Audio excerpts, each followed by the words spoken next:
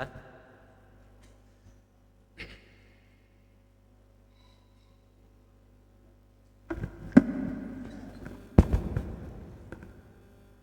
Kita mulai anak-anak. Bismillahirrahmanirrahim. Assalamualaikum warahmatullahi wabarakatuh.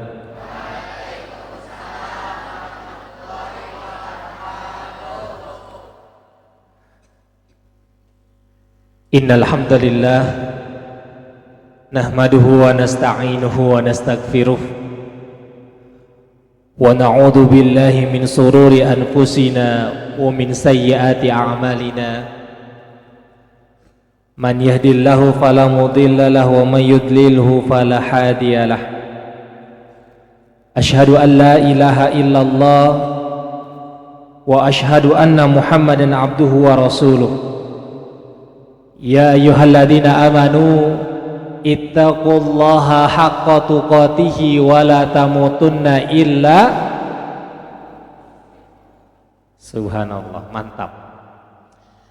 Ya ayyuhalladzina amanu ittaqullaha wa qulu qawlan sadida yuslih lakum a'malakum wa yaghfir lakum dunubakum wa may yuti'illaha wa rasulahu faqad faza fawzan 'azima. Ala fa inna asdaqal hadithi kitabullah wa ahsanal hadi hadi Muhammadin sallallahu alaihi wasallam wa syarral umuri muhdatsatuha fa inna kulla muhdatsatin bid'atun wa kulla bid'atin dhalalatun wa kulla dhalalatin finnari. Alhamdulillah bi ni'matihi ta'timmu salihat. Di awal anak-anakku sekalian, puji dan syukur kita panjatkan kepada Allah Subhanahu wa taala yang alhamdulillah hari ini hari apa? Lah, ada yang Rabu, ada yang Kamis. Hari apa?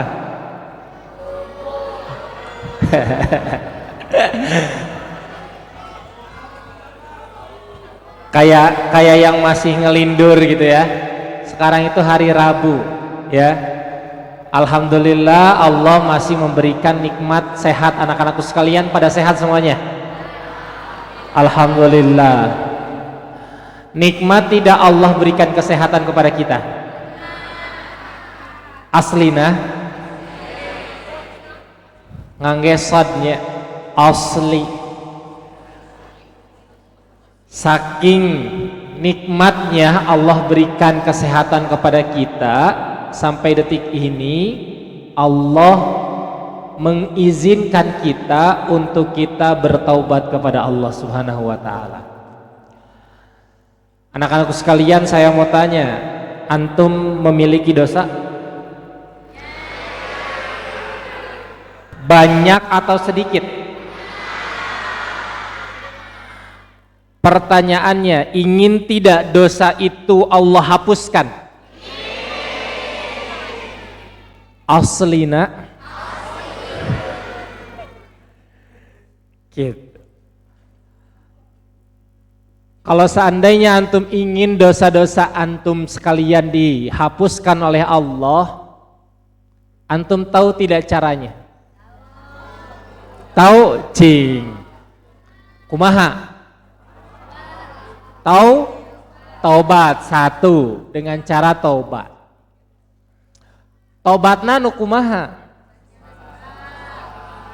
Bukan taubat sambal, bukan. Kalau taubat sambal gimana?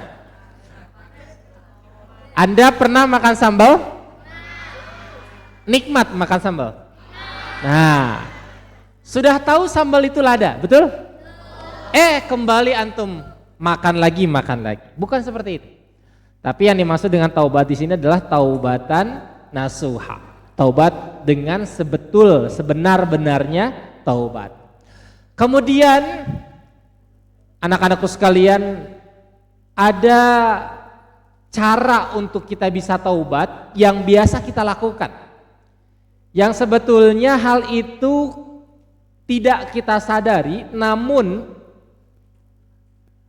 amalan tersebut akan menghapuskan dosa-dosa kita. Apakah itu? Yang pertama, kata Rasulullah SAW, antum melangkahkan kaki antum ke baitun min buyutillah, ke salah satu rumah di antara rumah-rumah Allah, yang dimaksud adalah masjid. Ini masjid ini namanya masjid apa? Sais. Masjid Sais. Antum melangkahkan kaki kanan antum dan antum pun melangkahkan kaki kirinya, dan tidak mungkin kan kita melangkahkan kaki kanan hungkul, iya kan? Antum kakinya berapa? 2. Ya, ada langkah kanan, ada langkah kiri. Maka Allah akan memberikan 2 hal. Yang pertama, Allah akan angkat derajat antum sekalian. Ya, anak-anak sekalian yang saleh dan salihah, Allah akan mengangkat derajat Anda semua. Kemudian yang kedua, Allah akan menghapus dosa antum. Bayangkan berapa langkah dari rumah antum ke sini.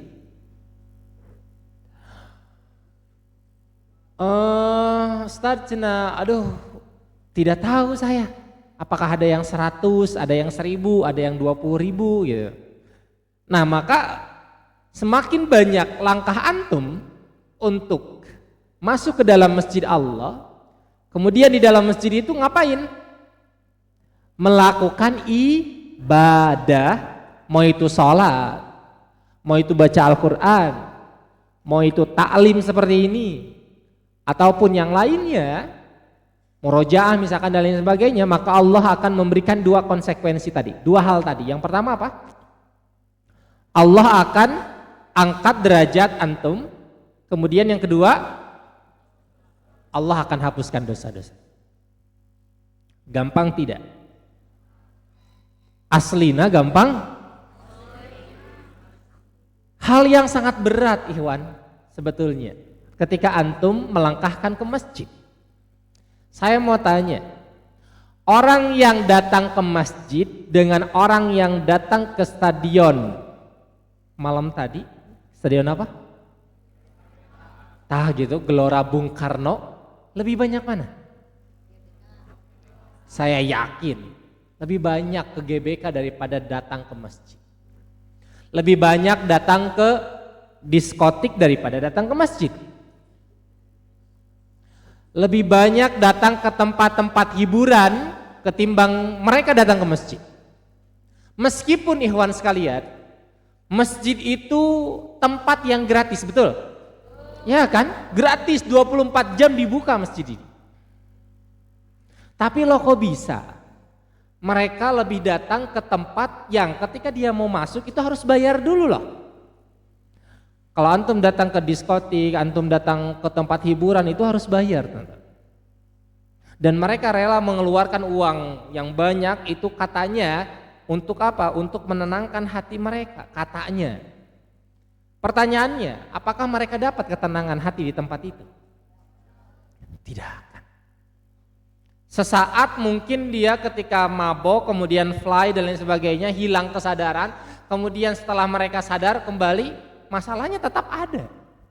Tapi kalau misalkan antum datang ke masjid, antum memiliki masalah, antum punya masalah, Anda punya permasalahan dalam hidup Anda tidak? Saya yakin yang namanya manusia itu pasti ada masalah. Ada kebutuhan. Ketika antum datang ke masjid, maka permasalahan tersebut Allah Subhanahu wa taala akan berikan solusinya tanpa ekses. Tahu ekses? Tanpa memunculkan kemadorotan yang lainnya. Gitu. Kalau misalkan antum punya masalah kemudian antum lari ke narkoba, kemudian antum lari ke minuman-minuman keras, itu pasti memunculkan efek yang jelek lagi enggak setelah antum minum yang seperti itu? Pasti kan? Ketika Anda mabok misalkan, kemudian Anda hilang kesadaran, sampai-sampai ada ayam diambil, kemudian ribut dan lain sebagainya, ditangkap polisi, itu memunculkan kejelekan yang lain. Tapi ketika antum datang ke masjid, kemudian antum sholat sunnah 2 rakaat, sholat apa?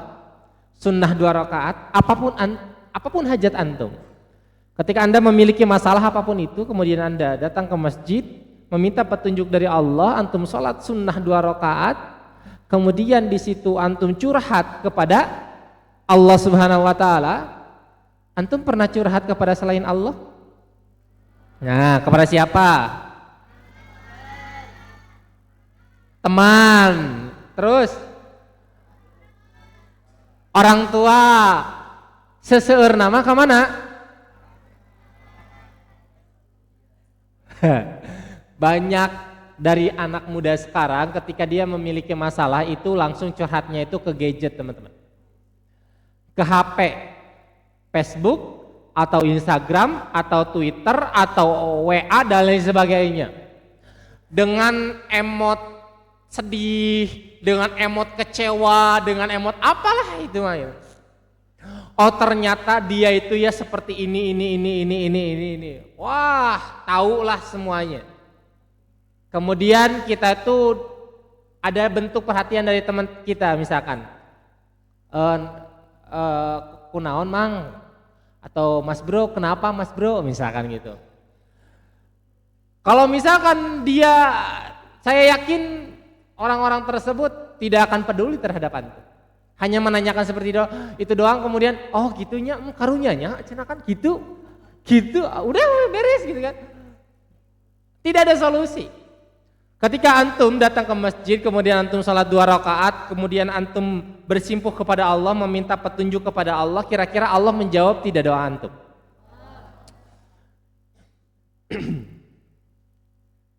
Yang harus antum lakukan ketika memiliki masalah apapun itu, yang harus pertama kali tahu adalah Allah Subhanahu wa Ta'ala. Meskipun Allah Maha tahu, tetapi ketika antum memiliki masalah, tidak dulu mengadu kepada siapa-siapa, langsung antum mengadu kepada Allah. Kemudian hal itu jelas terang di dalam Al-Qur'an surat Kulhu, cenanya cek antumnya. Naon Kulhu teh? Al-Ikhlas. Anu mana teh ayatna? Di Al-Ikhlas itu ada kalimat atau ada ayat Allahus, artinya Allah itu tempat bergantung.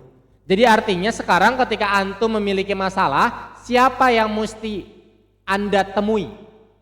Allah satu. Dengan cara apa? Melaksanakan sholat sunnah 2 rakaat. Baik itu di masjid atau di rumah antum atau dimanapun, sholat sunnah 2 rakaat. Itu bukti antum memakai kalimat Allahus Samad. Bukankah surat Al-Ikhlas ini adalah surat yang paling sering kita baca? Gitu kan? Muntekulhu palak, al-falaknya, lamun tepalak binas, tilu eta we. Lamun teu eta ina atau ina. Biasa, gitu kan? Muter we terus. Tetapi ketika kita membaca kulhu tersebut, surat Al-Ikhlas itu, kemudian ada kalimat Allahus Samad, kenapa kita lebih memilih curhat di sosial media ketimbang kita curhat kepada Allah? Itu pertanyaannya. Dan sikap kita bagaimana? Nah, sikap kita samakan persepsi anak-anakku sekalian. Siapkah Anda ketika Anda memiliki masalah, Anda curhatnya kepada Allah Subhanahu wa Ta'ala? Siap? Oke. Nah, asa kurang kompak gitu teh. Jika Anda setuju ya teh. Siap tidak ketika Anda memiliki masalah antum curhat kepada Allah? Sip, mantap, gitu kan. Antum memakai jaket loreng ini, wais ya, loreng ya, luar biasa. Kalau misalkan loreng ini kan identik dengan tegas ya, TNI itu tegas. Ketika ada instruksi apapun siap, gitu. Merapat ke masjid siap, nah kan gitu. Pacaran? Siap tidak? Nah kan gitu. Ora lah, jangan anak-anak sekalian. Ya jangan. Ya. Oke, 6. Itu ya. Jadi yang pertama, ketika antum memiliki masalah apapun itu, maka yang pertama kali mesti antum menghadap kepada siapa? Kepada Allah Subhanahu wa taala. Itu satu. Kemudian yang kedua, ikhwan wa akhwat fillah, bahwa pertemuan kali ini kita akan membahas seputar, antum sudah tahu? Rahasia sabar. Kalau berbicara rahasia sabar, di sini ada dua kata kan? Ada rahasia, ada sabar. Kalau rahasia itu identik dengan apa?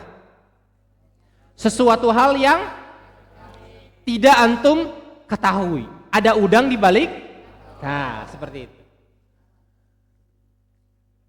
Ketika antum melihat bangunan, wah katanya tuh di bangunan ini ada rahasianya. Apa sih rahasianya? Ya tak terlihat lah gitu. Maka dari itu judul ini sengaja dimunculkan untuk antum itu senantiasa merasa apa? Penasaran. Tentang apa? Rahasia apa? Sabar. Gitu. Siap kita bahas? Oke. Yang pertama, ikhwan wa akhwat fillah, yang antum ketahui, apa itu sabar? Oke. Secara bahasa, sabar itu adalah menahan diri. Ya, secara bahasa. Sabar itu adalah menahan diri.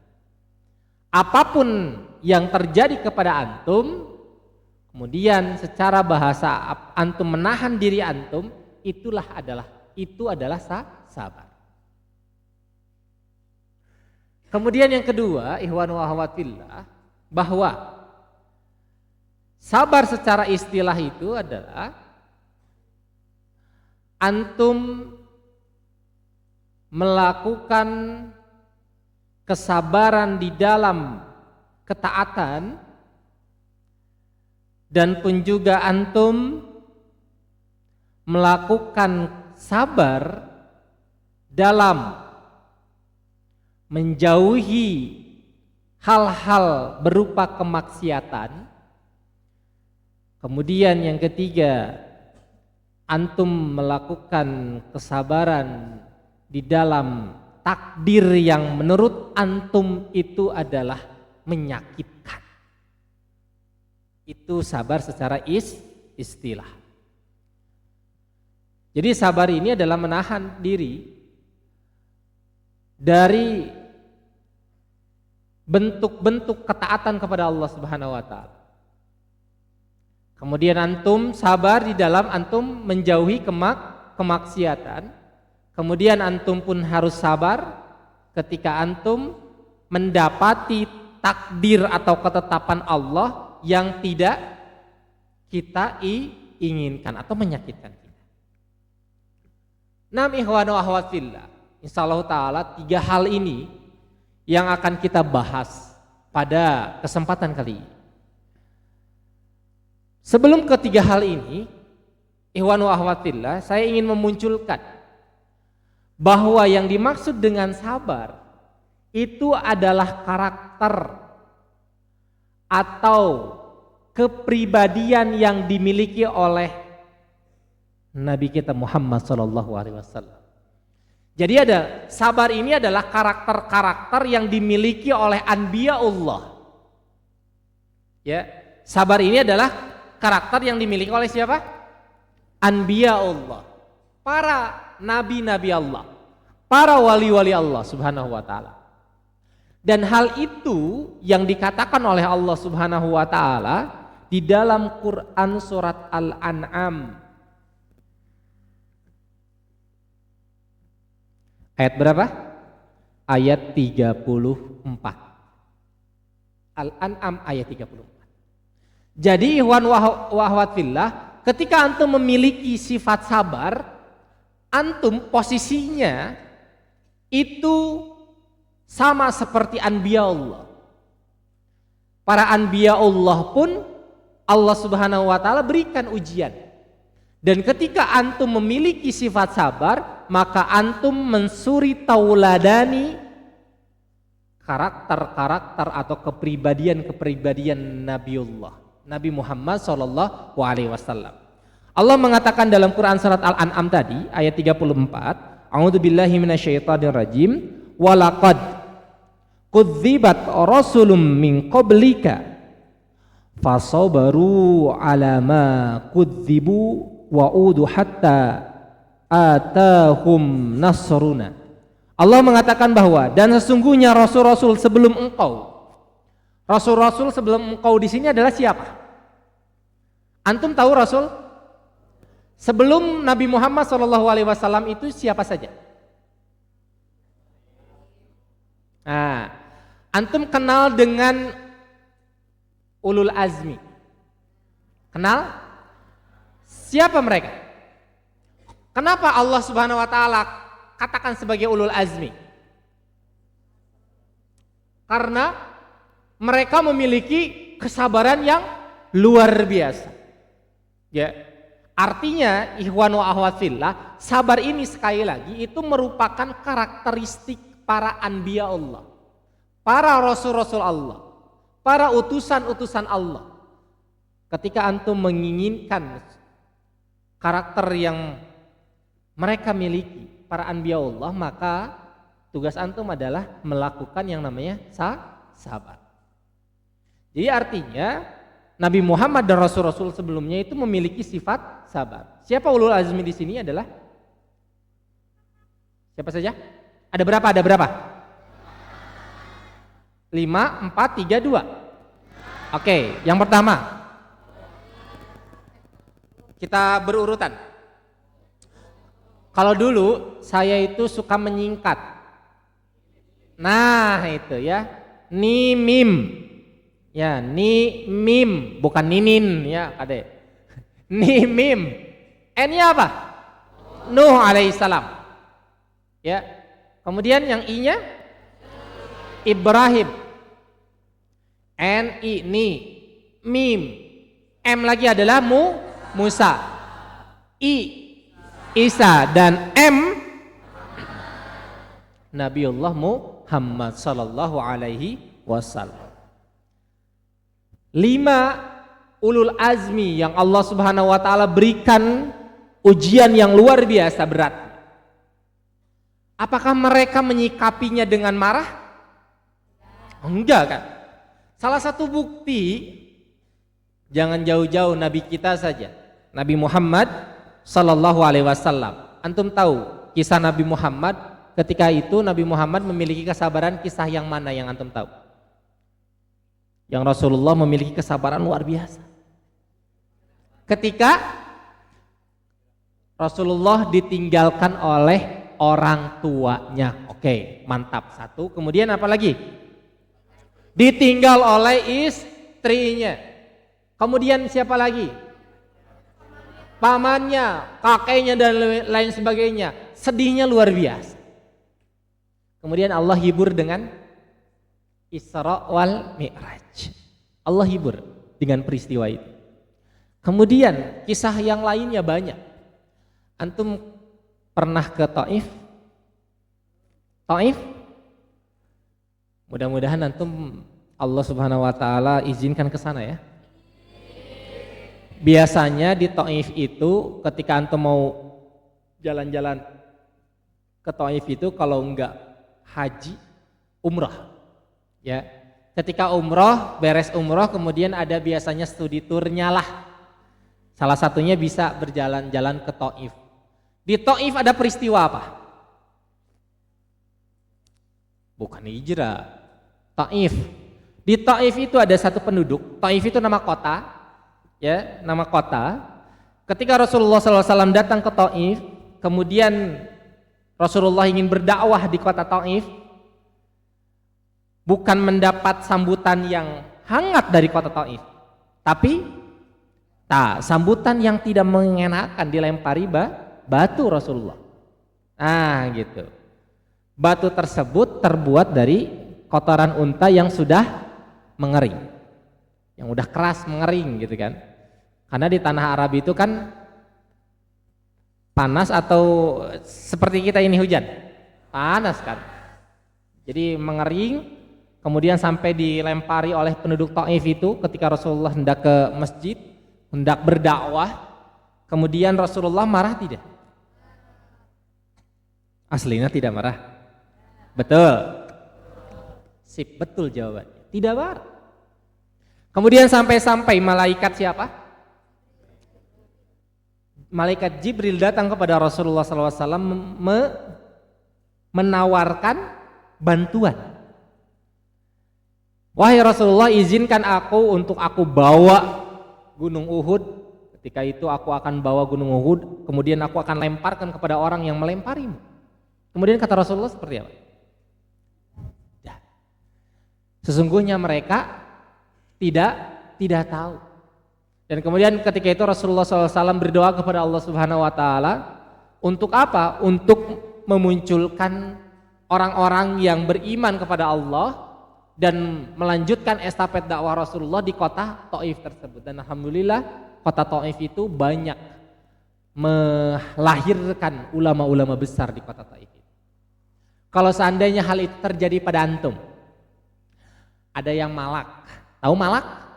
Oke. Ada yang malak kepada antum. Malaknya itu misalkan sering. Ya sering malaknya itu, tidak sekali dua kali, sering, setiap hari bahkan. Gitu. Kemudian ada kakak kelas antum menawarkan pertolongan kepada antum. Dek, kenapa? Oh, Kak, cenah, aku dipalak. Dipalak sama siapa? Tuh, cenah, si Paujan, gitu kan. Ya dia Pak Hujan ya. Mohon maaf, bukan Pak Hujan ini ya, Bang. Ini Pak Hujan Amerika ya, banyak Kade. Misal ya, misal ya banyak. Oleh si Pak Hujan cenah. Aslinya berapa yang dipalak sama si Pak Hujan? Ini enggak cenah 10.000 cenah, ini uang untuk jajan aku dari mama gitu kan, gini.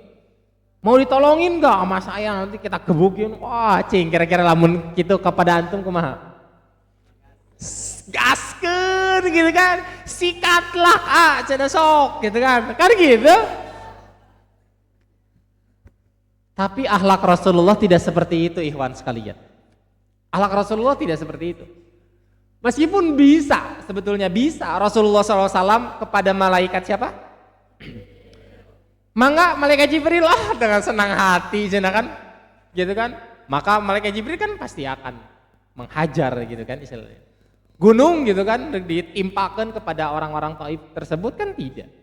Gitu. Artinya ikhwan wa akhwat fillah, ketika antum mendapatkan musibah apapun itu, maka yang pertama yang mesti antum munculkan adalah kesabaran. Kemudian aplikasinya seperti apa? Oh, cenah Ustaz, kalau misalkan seperti itu mah ya udah. Kalau misalkan ada orang yang majek kepada saya, ya udah saya mah sabar. Harus gitu tidak? Ya ora lah. Ora iso. Enggak bisa gitu kan. Maksudnya enggak bisa di sini bukan berarti antum tidak bisa sabar, enggak. Tapi ketika ada yang seperti itu, silahkan antum laporkan kepada. Nah, kalau di sini apa? Amin. Sip, boleh lah. Mau itu kepada guru ke, wali kelas ke, atau kepada kepala sekolah ke, atau ke keamanan ke, atau ke BK, bebas. Gitu kan. Di sini ada BK. Silakan antum laporkan. Gitu. Bentuk apa? Ya, bentuk ikhtiar antum, ya. Itu poin yang pertama. Jadi aplikasinya ketika antum ada orang yang seperti itu, malak ataupun apa ya gitu kan, kenakalan remaja hari ini, maka silakan antum laporkan. Ketika antum sudah laporkan masih terus seperti itu dianya, ya udah antum sabar. Sehingga ada hal yang disampaikan oleh Rasulullah SAW ketika antum sedang saum, ya. Antum sedang saum, baik itu saum wajib ataupun saum sunnah. Misalkan antum saum sunnah Senin dan Kamis. Kemudian ketika antum saum, ada orang yang menggoda antum. Tahu menggoda? Apapun itulah bentuk godaannya. Baik itu pulpennya diambil gitu ya, atau disumputkan, atau di buku antum digambarin gitu kan. Monster misalkan ditulis nama antum misalkan di situ gitu kan. maman misalkan gitu kan, maksudnya jelek dan lain sebagainya, misal gitu. Alah eta maman aya dewa nya. Bukan maman ini, bukan ya. Maman Inggris ya. Oke. Apapun itu, maka antum mengatakan apa? Ini shaimun. Antum sedang saum. Ketika ada orang yang menjelek-jelekan Anda, memfitnah Anda, kemudian bawa-bawa nama orang tua Anda, gitu kan? Banyak yang menghina nama orang tua kita, maka ketika itu antum katakan kepada dia, ini shaimun, aku sedang saum. Dan itu adalah bentuk kesabaran ketika antum melakukan saum, ya. Atau itu kesabaran ketika antum menerima takdir yang antum merasa takdir itu adalah buruk untuk antum sendiri. Ikhwan wa akhwat fillah, saya mau nanya, ada tidak takdir Allah yang jelek untuk antum? Ada tidak? Sekali lagi saya tanya, harus sepakat ini. Ada tidak takdir Allah yang jelek untuk antum? Sepakat tidak? Kita sepakati bahwa tidak ada takdir yang jelek yang Allah berikan untuk kita semua. Titik. Meskipun Allah mencabut nyawa ke dua orang tua kita, pandangan kita terhadap takdir itu, terhadap takdir yang Allah tetapkan kepada kita, memang ada yang menurut kita ada yang baik, ada yang buruk. Pandangan kita. Tapi sesungguhnya ikhwan wa akhwat fillah, tidak ada takdir yang buruk bagi Allah Subhanahu wa taala. Antum tahu kisah Ummu Salamah yang ditinggal wafat oleh suami tercintanya. Kemudian Ummu Salamah membacakan doa, yang doa ini ditaklimkan langsung oleh Rasulullah SAW ketika antum mendapati takdir yang menurut antum itu kurang baik atau jelek. Doanya apa? Antum tikos sewat, tahu tikos sewat? Tikos sewat, ti jalike, ti kusruk, ti tajong, ti sereule, ti naon ya. Sundamanya banyak gitu ya. Naon eta mah bade tabrakan, bade naon gitu kan. Ada doa yang Rasulullah taklimkan kepada Ummu Salamah ini. Apa doanya? Antum mengatakan inna lillahi wa inna ilaihi raji'un. Kemudian Allahumma jurni fi musibati wa lufli min khairin minha. Tahu doa itu? Pernah antum dengar? Cing sekali di. Koma. Inna wa inna Allahumma jurni fi musibati wa lifli khairan minha. Silahkan tulis, silakan catat dengan tinta emas doa itu. Inna lillahi wa inna ilaihi raji'un. Kata itu bukan untuk mendengar orang-orang yang meninggal saja, teman-teman. Tidak. Ya, antum mendapatkan musibah apapun itu, antum katakan itu. Naon cenah? Anu maot? Lain anu maot cenah. Iya abdi tabrakan cenah. Oh, tabrakan sugan teh anu maot gitu kan. Identik dengan doa itu, innalillahi wa inna ilaihi rajiun, itu identik dengan orang-orang yang meninggal, mendengar orang yang meninggal. Oh enggak, Iwan sekalian. Apapun takdir Allah yang menimpa antum, yang menurut antum jelek, itu antum katakan innalillahi wa inna ilaihi rajiun. Allahumma jurni fi musibati wa akhlufli khairan minha. Maka ketika aku, kata Ummu Salamah, membaca doa itu dalam keadaan aku ditinggal oleh suamiku, maka Allah akan memberikan ganjaran atas kesabarannya. Kemudian yang kedua, Allah akan gantikan dengan hal yang lebih baik daripada itu.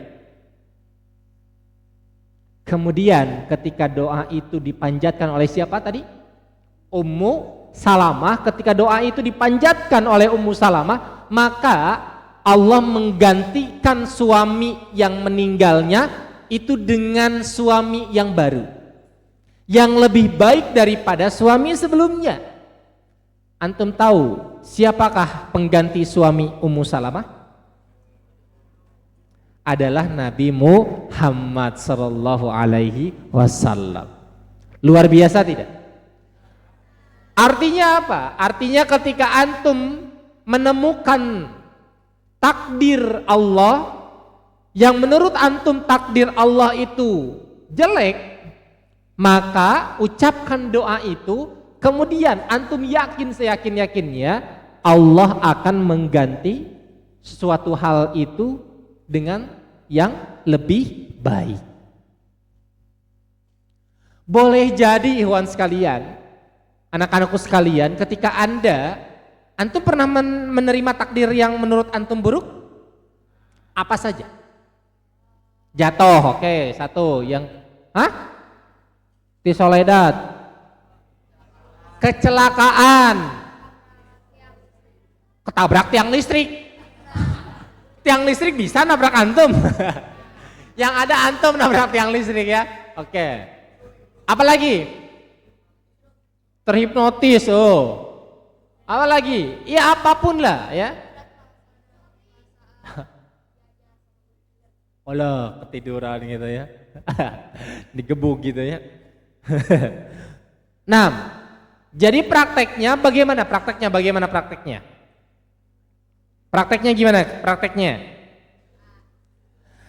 Misal nih, antum tabrakan nih ya,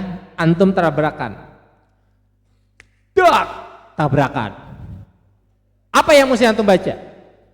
Inna lillahi wa inna ilaihi rajiun. Kemudian lanjutkan, Allahumma jurni fi musibati wa akhlif li khairan minha. Kemudian ketika itu apa? Tawakal kepada Allah, nyanggakeun ya Allah, maka Allah akan gantikan dengan hal yang lebih baik. Di ayat yang lain, di ayat yang lain Allah mengatakan asa an tuhibbu syai'an wa huwa syarrul lakum wa asaan.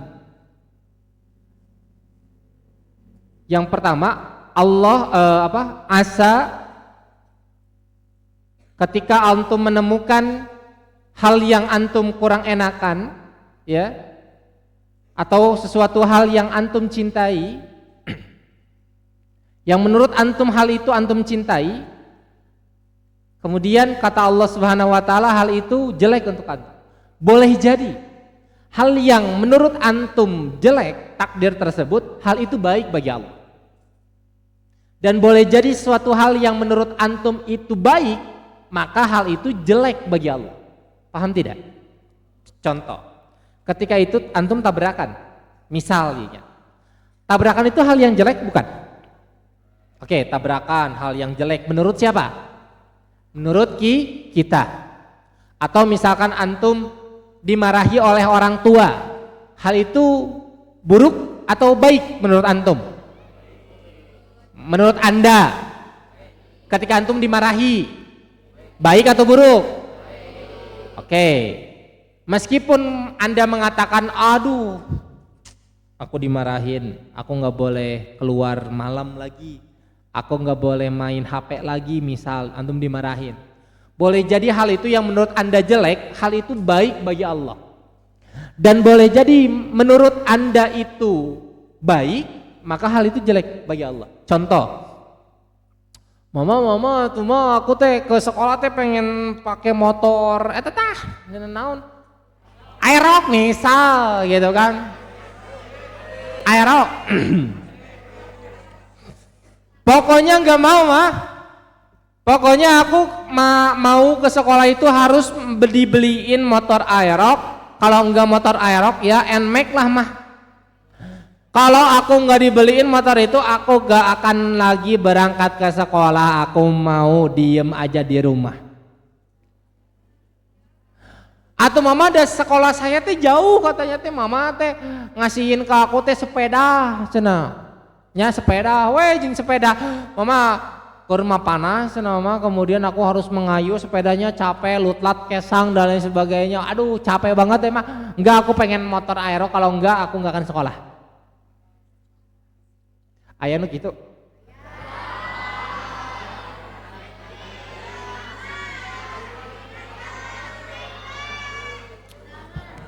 Istighfar. Yo, anak-anakku sekalian, gini. Menurut Anda motor aerok atau NMAX itu baik tidak? Menurut Anda?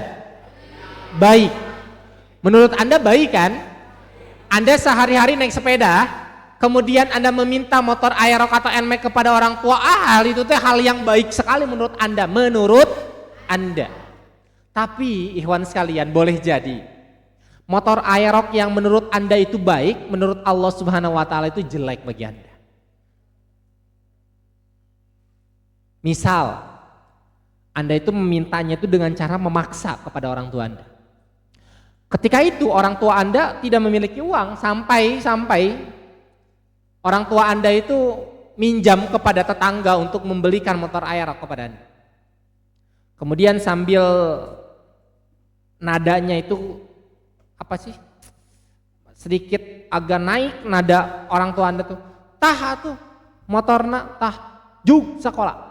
Cek orang tua Anda itu. Ketika itu kemudian Anda merasa apa? Senang gitu kan. Gagal ya motor aerok. Digeber-geber, knalpotna diganti cenah mah, knalpotna ulah knalpot orsinil. Jangan dipakai knalpot orsinil, kita ganti cenah pakai knalpot nu rada kitu tah. Peng ngomong nah nu kitu tah nu gandeng gitu. Wah, geber sana geber sini. Kemudian ketika udah ke sekolah kemudian digeber-geber gitu kan, orang lain teman-teman antum melihat aerok si eta gaya moga motor aerok. Woi barudak ke uina orang jeung urang cenah, orang dibonceng. Urang ka mana? Urang ka Ciwidey cenah. Oh siap cenah bos cenah. Ditraktir cenah, ditraktir ku saya cenah boga motor anyar cenah. Oh siap bos cenah. Oke. Dibonceng lah temennya itu. Diboncengnya itu berdua. Jadi 3 orang dengan dia.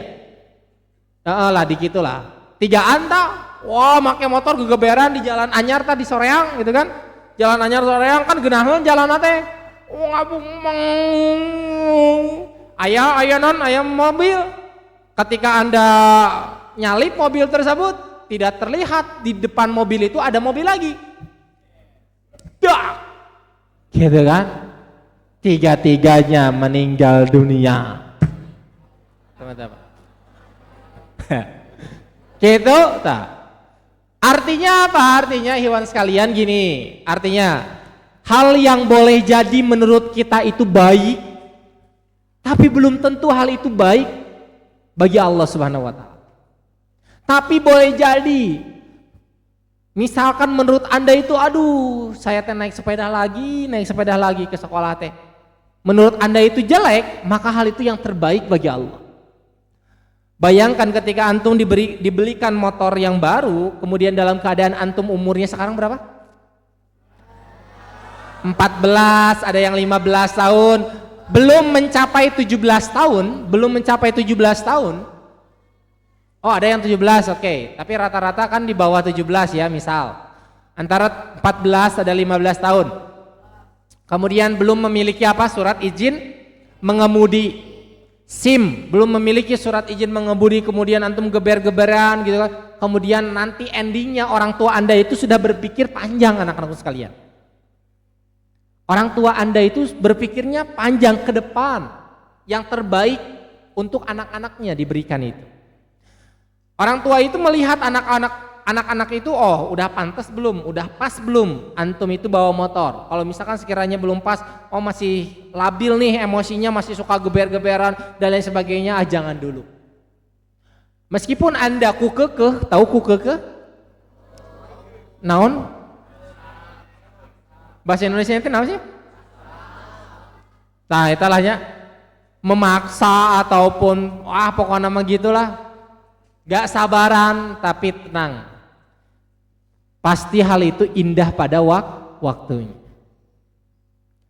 Misal nih ya, Anda itu sekarang itu rankingnya ranking 1 terakhir. Sabar Ikhwan, sabar ya. Ranking 1 terakhir, misal antum ranking 1 terakhir, itu menurut Anda takdir yang baik, takdir yang buruk?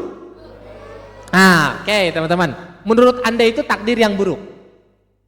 Boleh jadi teman-teman, takdir yang buruk itu menurut Anda buruk, tapi hal itu baik untuk Anda. Kita buktikan. Ketika Anda mendapatkan rapot, kemudian ranking Anda itu 36 dari 36 siswa. Otomatis antum itu ranking berapa? Terakhir kan? Kabocot lah bahasa Sunda nama gitu kan? Ranking terakhir. Kemudian boleh jadi hal itu takdir yang baik untuk Anda itu. Meskipun ketika Anda menerima rapot berlinang air mata Anda. Takut dimarahin sama si mama, sama si bapak dan lain sebagainya. Kemudian ketika Anda mendapatkan nilai yang jelek tersebut, rapot yang jelek itu menurut Anda muncul rasa apa? Bukan rasa takut, muncul rasa apa? Gitulah. Muncul rasa penyesalan yang endingnya dari penyesalan tersebut, mulai hari ini saya akan sungguh-sungguh dalam belajar. Saya akan sungguh-sungguh dalam menghafal ayat-ayat Al-Quran. Saya akan sungguh-sungguh dalam melaksanakan sholat. Peda ditinggali di dirinya ayat nilai sholat 5 waktunya atau akhlaknya jelek misal gitu. Saya akan sungguh-sungguh dalam sekolah, tidak akan bolos lagi dan lain sebagainya. Kemudian berubahlah diri antum yang asalnya ranking 36, 1 tahun kemudian Anda menjadi ranking 1 dari 36 siswa. Gitu. Jadi artinya ikhwan wa akhwatillah, jangan menilai sesuatu itu menurut kacamata kita. Jangan. Ya, tapi kita melihat di balik itu semua, ya. Boleh jadi hal itu baik untuk kita. Tidak ada takdir yang buruk, itu tidak ada. Seluruhnya takdir yang Allah berikan kepada kita itu adalah baik. Maka sikap kita adalah sabar. Sabar itu bukan berarti antum stagnan di situ, tidak. Mendapatkan ranking 36, sahur si Ustadz kemarin cina aku harus sabar ya, sabar. Terus seperti itu. Harus seperti itu konsepnya? Enggak. Tapi harus berprogres, harus ada perubahan, berusaha dan lain sebagainya. Menjadi yang lebih baik, teman-teman itu, ya. Dan yang terakhir yang bisa saya sampaikan pada kesempatan kali ini karena waktu saya sampai 8:30, dan yang terakhir untuk orang-orang yang sabar, ya, maka Allah Subhanahu wa taala akan berikan surga. Ya. Maka Allah akan berikan surga untuknya. Kemudian untuk orang-orang yang sabar pun Allah akan berikan pahala yang tanpa batas, ikhwan wa akhwatillah. Jadi artinya sabar ini suatu hal yang luar biasa tidak? Sabar ini suatu hal yang luar biasa tidak?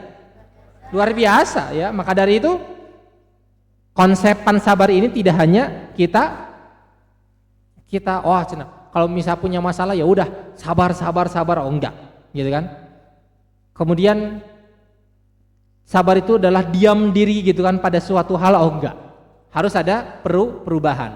Maka ada salah satu kisah wa akhwatillah, yang kisah di sini ini merupakan penutup barangkali untuk muhadharah pada kesempatan kali ini.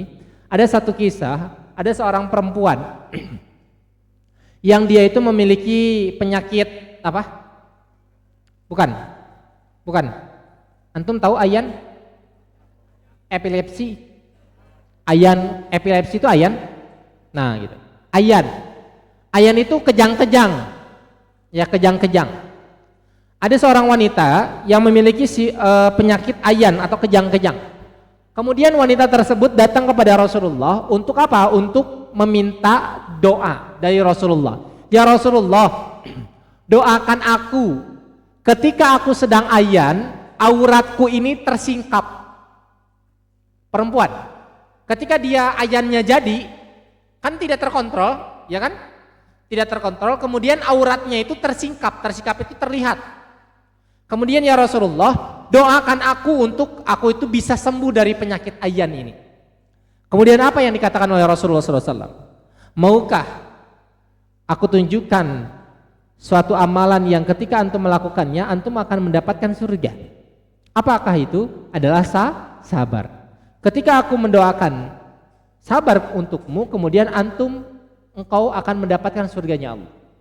Mau aku doakan antum masuk surga, kemudian antum bersabar, ya, atau aku mendoakan kesembuhan untuk penyakit ayanmu? Wanita tersebut memilih apa? Sabar. Karena sabar itu akan memasukkan diri seseorang ke dalam surganya Allah Subhanahu wa taala.